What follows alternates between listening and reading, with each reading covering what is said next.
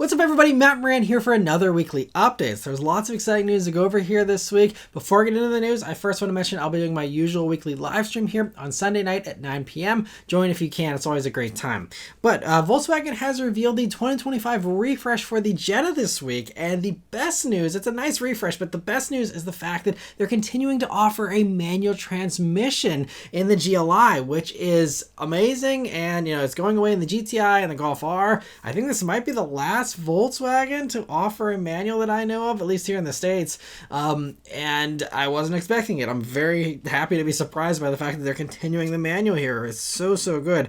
There's also some really nice changes here though, but starting with the basic Jetta for its refresh, as you can see, they get all new front ends and back ends, and I think it's actually a really nicely done refresh with slimmer, longer lights in the front there, and a nearly full width light bar in the back that looks really good too. Inside, the changes are a little more subtle, with the digital gauge cluster carrying over from before, and the screen staying at a relatively small 8-inch screen compared to the larger screens competitors and even Volkswagen are rolling out in other models, but it should still be fine, and it still does have wireless Apple CarPlay and wireless Android Auto.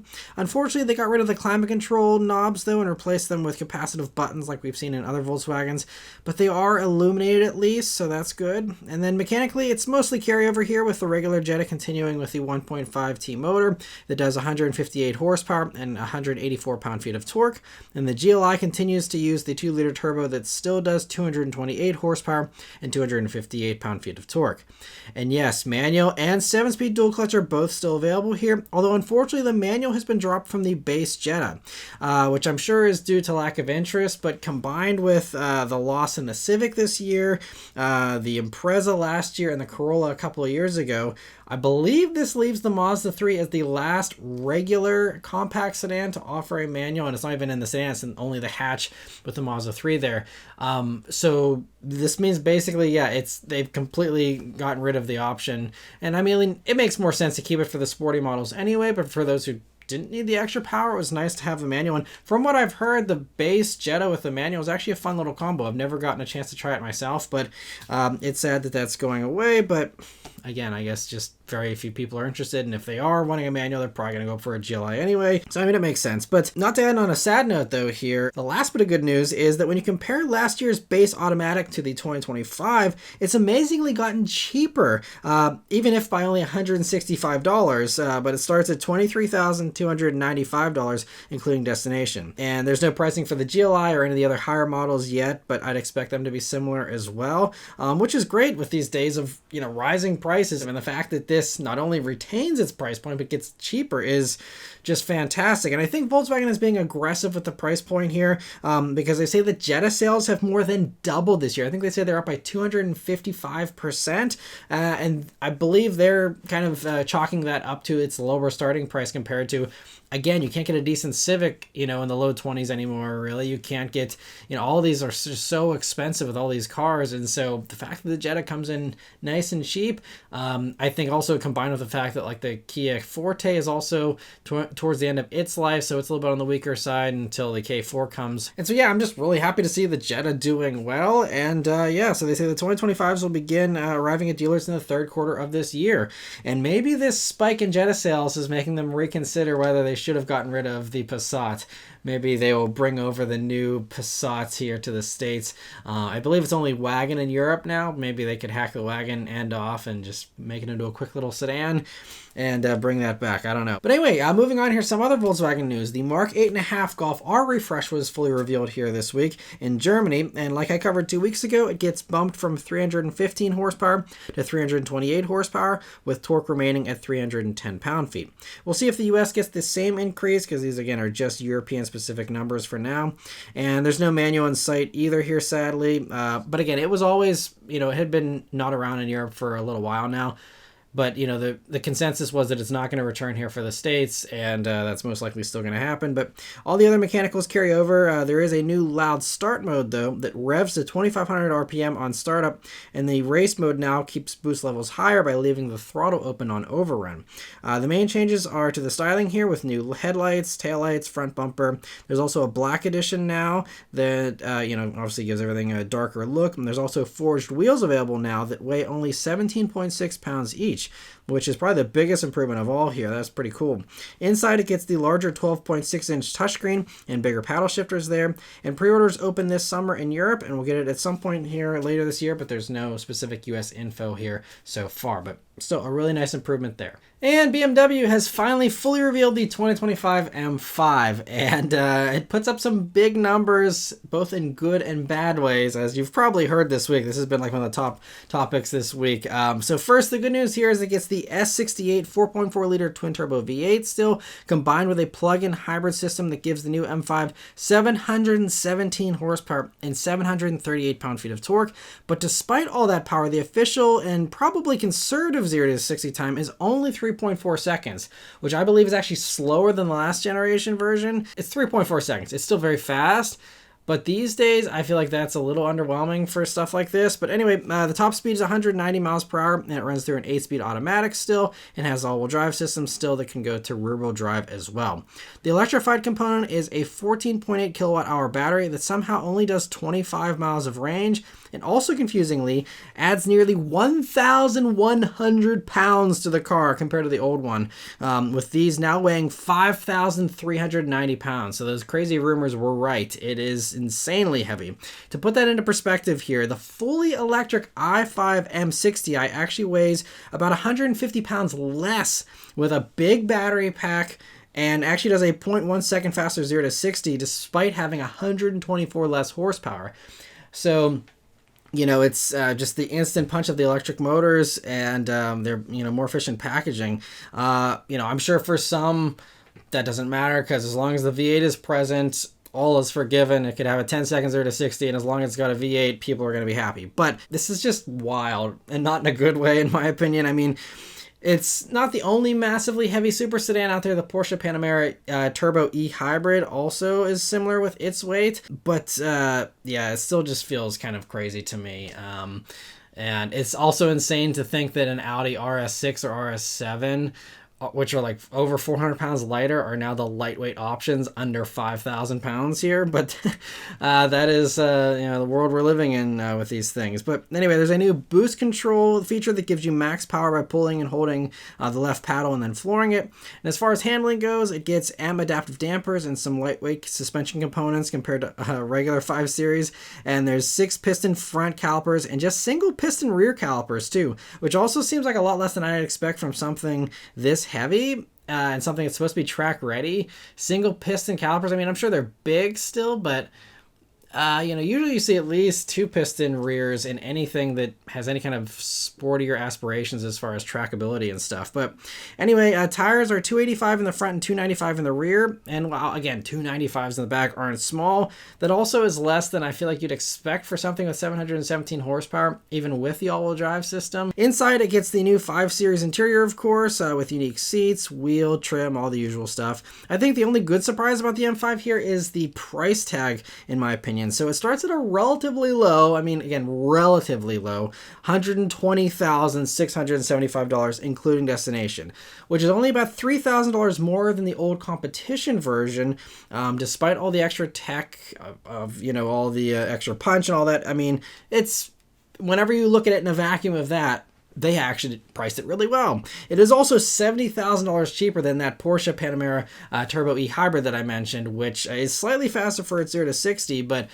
does less horsepower than this does. So, in that context, it's a good value, but that doesn't mean that it's appealing, if you're someone who factors weight into your considerations of a vehicle. But it goes on sale this fall, and we will see how this plays out, whether this will be another repeat of like Mercedes with the C63 E Performance that very few people actually want.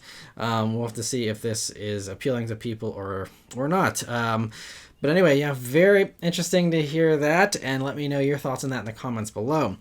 Bentley has revealed their new Continental GT Speed, which debuts Bentley's plug-in hybrid twin-turbo V8 combo here, and I'm sure Bentley is thankful that nobody cares about curb weights in their vehicles, but hilariously, this Bentley, a Bentley, yes, it's a two-door, but a Bentley weighs just 31 pounds more than that M5, with tons of sound deadening, tons of luxury stuff. Bentley already revealed the info on the engine a few weeks ago. It runs the 4-liter twin-turbo V8 combined with an electric motor in between the engine and the transmission to provide a total of 771 horsepower, 738 pound-feet of torque, and a 3.1 seconds 0 to 60 time. So it's also faster than the M5, in addition to being basically the same weight. Plus, the Bentley is running a much bigger 25.9 kilowatt-hour battery that can do basically double the range of the M5 with 50 miles claimed on the easier WLTP test cycle in Europe. And also, Bentley says that weight distribution has been improved now, from going from 55 in the front, 45 rear previously, to now 49 in the front, 51 in the rear. So the balance of this thing should actually be really good. You know, it also still has a very advanced all-wheel drive system, 4-wheel steering, ELSD with torque vectoring, and the Bentley dynamic ride system with air springs. As far as this being a new Continental GT, it clearly isn't all new, with lots of carryover, and even Bentley saying only 65% of the parts are new. But at least they're being honest. This is something, you know, other companies, when they say, you know, the new Mustang is all new, and it's not, and Ford won't be honest about that, and I've gone on about that long enough in the past. But I actually love that Bentley, a company that you think would really be fluffing things up, is saying, yeah, 68%, or yeah, 68% is new, the rest isn't. So refreshing. Whoever's writing the press releases for Bentley, I love them for it. So anyway, up front, the big change here is the headlights, which moved to a single light for the first time since the 1950s. They've always had a double light, even with the most recent one. You know, it was a tiny little accent light, but it still had the appearance of double headlights, and that has gone away now. The taillights also get a new look, but a similar shape out back. They've also gotten rid of the active rear spoiler and redesigned the deck lid, and combined with the changes up front, it does add 1.8 inches to the length of the vehicle, which is notable. So this will, you know, probably look a little more different in person than it does in pictures here. But on the convertible, there's also an extra crossbow now in the roof to make the top a little sleeker for its profile. Inside, it's basically identical, with only the digital gauges being revised, and there is a new electrical architecture that enables the car to connect with an app to remotely charge the vehicle, and since it does have the plug-in hybrid thing now, and also you can change the climate control and even pull the car out of a parking space now. But I don't think anyone's going to really complain about the interior, because the current Bentley interior is gorgeous, beautiful, and also came out really high tech with that rotating screen. You know, it was 12.3 inches even many years ago, and that still is, you know, pretty much like, you know, par for the course on the upper end of the spectrum for the industry in general these days. So I think that's pretty good. So I don't mind them not changing that. I'm sure people are happy to keep the knobs and all that and not go into some futuristic, you know, screen-filled thing. So that's great. And it'll start production and deliveries both in the third quarter of this year. And there's no pricing revealed for these yet. But again, I'm sure it'll be something a little bit more expensive than the current Continental GT. For some other Volkswagen Group news here, Audi has revealed the refreshed RS Q8, which now gets a performance trim. It is now the most powerful SUV Audi has ever done, doing 631 horsepower and 627 pound-feet of torque, which is 10 more than even the RS6 and RS7, and 40 more horsepower and 36 more pound-feet of torque than the old RS Q8. It's thanks to a freer-flowing exhaust, they say, that also sounds better, and an RS Sport exhaust can even make it louder if you'd like, but it also adds up to a 0.2 second reduction in the 0 to 62 mile per hour times, dropping to 3.6 seconds now, and has broken the record for fastest SUV at the Nürburgring as well, which was held by the old RS Q8, but is huge. It's been a nearly 16-second improvement now, down to 7 minutes 36.698 seconds. It also gets new 23-inch forged wheels that drop 44 pounds of unsprung mass, and the trim that used to be gloss black is now matte gray here on these performance ones, with matte carbon being optional.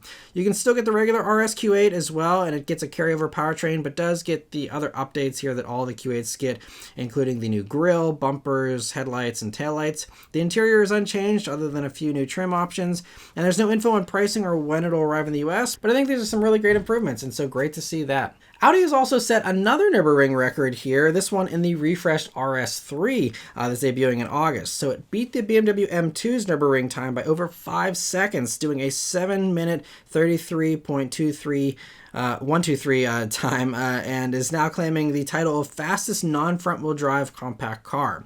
They haven't given too many details on the new RS3 yet, but they say that improvements to the rear diff and new vehicle dynamics controller are what's partially to blame for the faster time there. And Audi's driver Frank Stipler said the new RS3 turns in more willingly at corner entry thanks to fine-tuning, including brake torque vectoring, which allows the vehicle to be positioned earlier and better for corner exit from the apex at the latest. The result is a lower steering angle from apex to corner exit, which leads to less friction and earlier acceleration, allowing you to carry more momentum and speed onto each subsequent straight. So there you have it, spoken by the pro. So looking forward to the full reveal and trying out those changes for myself, hopefully sometime in the future. As far as non-real track vehicles goes, Genesis has revealed the X Grand Racer VGT concept for the Gran Turismo video game, and it takes the X Grand Berlinetta and amps it up with more aggressive aero, body reinforcements, and a built-in roll cage. It uses the same front mid-mounted supercharged V6 with an electric motor further forward that combines to do a theoretical 1,540 horsepower and 1,051 pound-feet of torque, which is 469 more horsepower and 65 more pound-feet of torque than the past one there. And they didn't say when it'll be in the game, but we'll see if we get any of these X models in real life at any point in time. Hopefully they do make the leap to production for these X ones. It sounds like they're wanting to, so hopefully that does actually happen, but very interesting to see that. And continuing on with this theme of faster track prepped vehicles, Aston Martin has revealed the Valiant this week, which is a rarer, faster, and more hardcore version of the Valor, which was already rare and fast. This new Valiant gets 30 more horsepower from the 5.2 liter twin turbo V12 for 735 horsepower, but torque is the same at 555 pound-feet, and it all still runs through the beautiful manual transmission with exposed components now, which looks so nice. On the handling side, it gets new Multimatic adaptive spool valve dampers and does have some lighter components, although total weight savings weren't revealed. There's more aggressive aero up front, down the sides, and out to the big rear wing it now has, and that change has meant that the trunk lid is gone, and now the only cargo space is in the tiny lift-up rear window there. Not like it matters since this is a very track-focused car, but inside it also gets a unique and smaller steering wheel that loses all the buttons and looks great, and the seats are more aggressive, and the other niceties have been stripped out as well.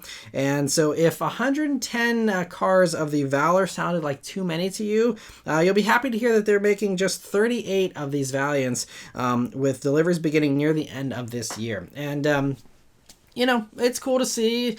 Just again, this kind of stuff is so unrelatable, but cool to see Aston doing more of these one-off things. If it helps them be a more profitable company, I'm all for it. And getting back to some more normal car news here, Mopar Insiders is claiming to have its dealer sources telling them that they were told that the new Dodge Charger Daytona has been delayed by 90 days supposedly due to several electrical issues that surfaced during testing, which sadly sounds on brand for Stellantis with my recent experiences and others. And this also isn't unusual for pre-production vehicles. They often get delayed and, they have bugs that need to be worked out. That's the whole point of the development process. And so I'm glad that they're delaying it. I want them to get this thing as fully baked as possible so they have a good launch, that it isn't plagued with issues like we've seen from other, new EVs and stuff. And so to me, this is good news. Delayed as long as you need to get it right. And this will mean, at least currently with the current plans, if these are actually true plans, this means the production will start probably sometime in the fall for these, but there's no public production start date or anything like that yet.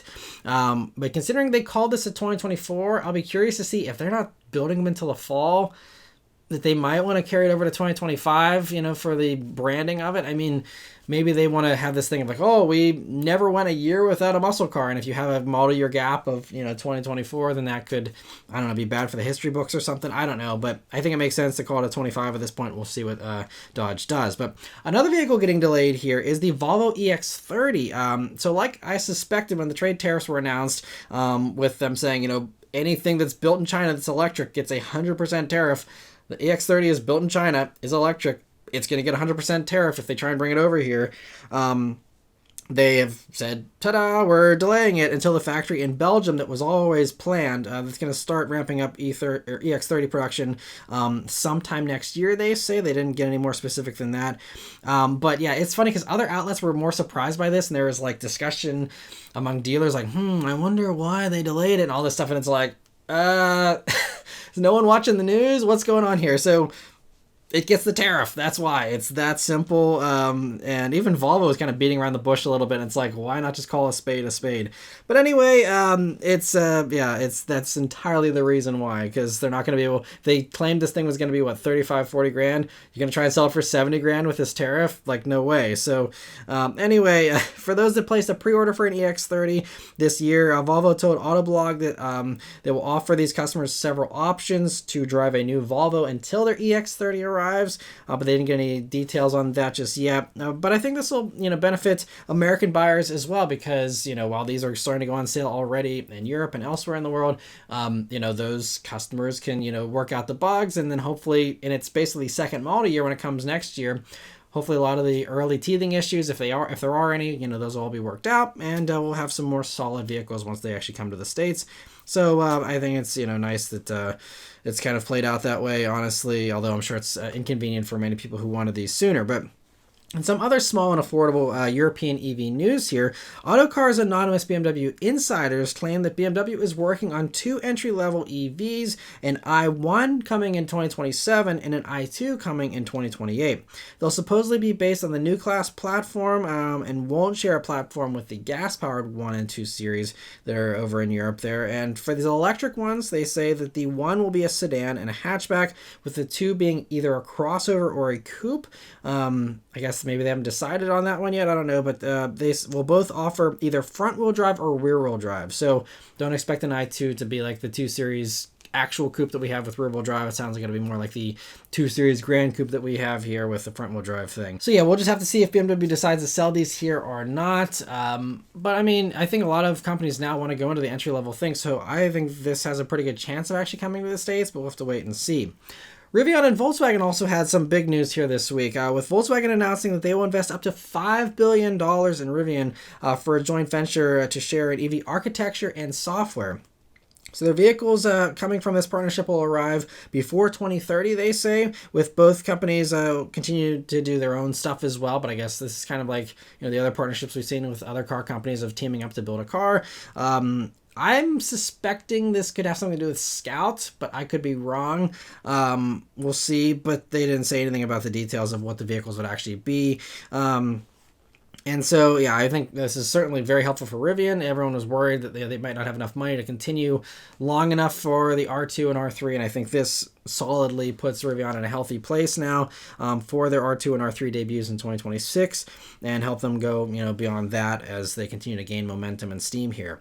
So Volkswagen Group CEO said, our customers benefit from the targeted partnership with Rivian to create a leading technology architecture, and that through our cooperation we will bring the best solutions to our vehicles faster and at a lower cost. We are also acting in the best interest of our strong brands, which will inspire with their iconic products. In an investor presentation that Rivian put together, they also revealed plans for 5 new models beyond the R2 and the R3, including something that looks like it may potentially come before the R2 and R3 in 2026, based on that timeline there. But that one's a mystery as far as, what might be under the sheet there. Seems like another SUV, but I don't know. Around the same time as the R2 and R3, though, in 2026, it looks like Rivian has plans for something else that appears to be another SUV, and that one has me stumped as well. And then further down, we also see the affordable mass market phase, which should be pretty cheap considering the R2 is already planned to be starting at around $45,000, and the R3 even less than that. So we're talking stuff most likely in the $30,000 price range or less. We'll see.